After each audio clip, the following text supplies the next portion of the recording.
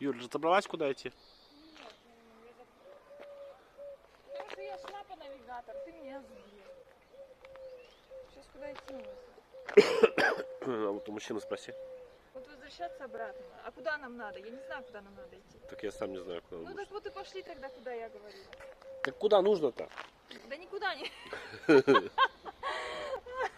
идем? Спроси тогда, куда лучше идти. А